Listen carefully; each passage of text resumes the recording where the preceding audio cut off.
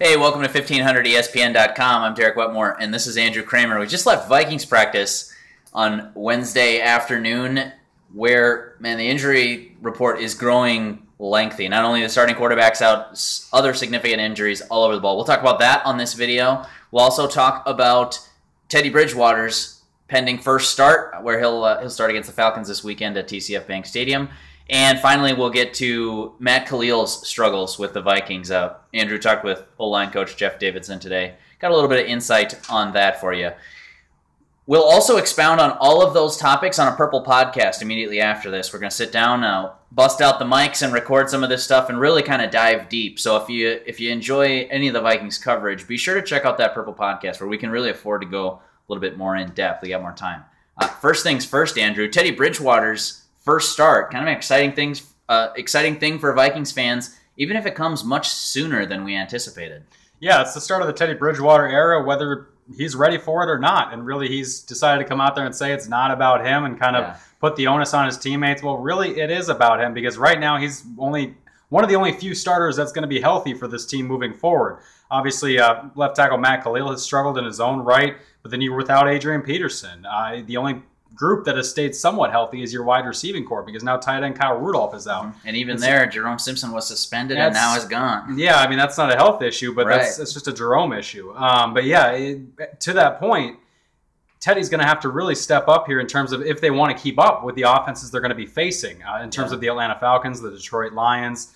His first couple of starts here are going to be very testy for him, and we'll see in terms of how much they want him to push the ball downfield because they're going to need to score. And opposing defenses now are going to know they're going to want to throw the ball, especially because they don't have a run game without Adrian Peterson. They still haven't solved that problem.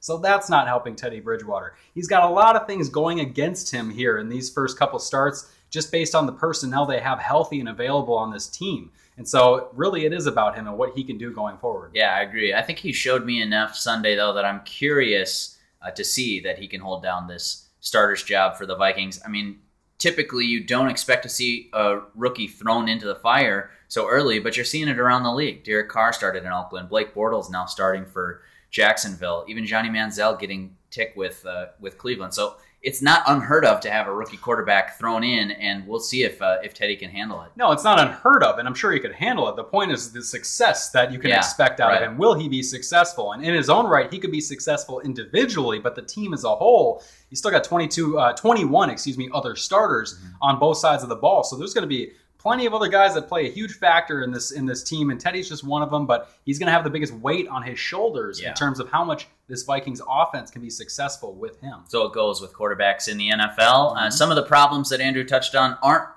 just on-the-field slumps like left tackle Matt Kalil. It's also the growing injury report. Of course, Teddy got his start because Matt Castle broke his foot. This morning, the Vikings announced that they put him and right guard Brandon Fusco on injured reserve. Their seasons are done. Andrew, Fusco's a big injury to this team. Of course, Castle is, but touch on Fusco and who we now believe will be his replacement going forward. Yes, Brandon Fusco is really one of the linchpins on this offensive line, one of the most consistent performers both in run blocking and pass protection. He was only in his, I believe, third year now, and really for him, that for a young guy developing the way he was, for a line that as a whole has struggled, was a great benefit for this team that they now lost for the rest of 2014, which is a big issue because now your backup is Vlad Ducasse, and he's a guy that went in for Fusco at the end of Sunday's loss in New Orleans, and then Jeff Davidson tells me that, hey, we feel he gives us the best chance to win going forward, which is basically saying he's going to be the starter. He took those first-team reps in practice, which you can see on 1500ESPN.com, but basically outside of the Fusco injury, there's plenty else to worry about for this offense because you have Kyle Rudolph, who had surgery on his groin on Tuesday. Mike Zimmer says that he feels Rudolph should be able to get back before that 8-week mark, which would be the mark where they decide to put him on IR to return or not. And so they haven't filled that out yet. You can only get to use that on one player. And so if you use it, you obviously want to make sure it's on a guy who's going to be out for 8 weeks and isn't going to be healthy enough to return. Because once you use that designation, Derek, you can't then pull him back and get rid of it. He has to sit out for 8 weeks. So they feel Rudolph would miss maybe 6-7 weeks, something under that 8 week. So that's what they used on Harrison Smith last year. Yes. Which allowed him then to return at the end of the season. Definitely. And so they decided not to use that with Brandon Fusco or Matt Castle. They knew those were both season-ending injuries. They're not sure about Kyle Rudolph. Those are the major long-term injuries. Short-term, though, Yeah. linebacker Chad Greenway has basically said he shouldn't have played last week with a rib injury that he said really hampered him. And he was already playing with a broken left wrist.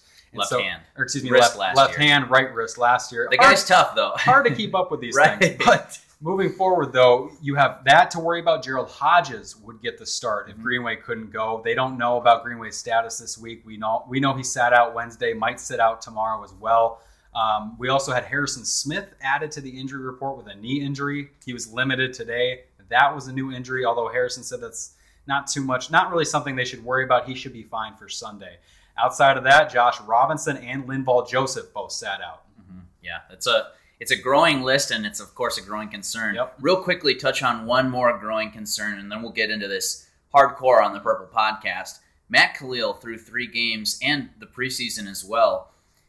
We were talking about this just a little bit before. It's either a slump or he's just bad now. I think a slump is the nicest thing you could say. What's going on with Matt Kalil, and what did you glean from O-line coach Jeff Davidson about his struggles? From talking to multiple people, what I've gathered is that it's a little bit of everything with Kalil. It's something different on every play that has gone wrong for him. If something goes wrong with him, it's something different on every play, which is just as concerning if it were one big issue he had to focus on, because that means he's not being able to keep his head into it and really get on all, mind his P's and Q's and really get on every single point on every play, which is something in your 3rd year a franchise left tackle should be expected to do on every play. He should not be a liability on your offensive line. And right now he has been the biggest liability. And then obviously with Brandon Fusco going out, there's another huge question mark. But what Jeff Davidson told me was it's just a fundamentals issue with him. It's his footwork one play, it's his hand placement the next. It's something different with him. And so they wouldn't signal out one thing with Matt Kalil, but for a young guy in his 3rd year who should have it all clicking right now, it's really all of it's not clicking, which is a big concern. And I wrote about that for the website today. Just check out 1500ESPN.com, Matt Kalil's slump. And Mike Zimmer basically said that he's not worried about it. He thinks we're making too big of a deal of it.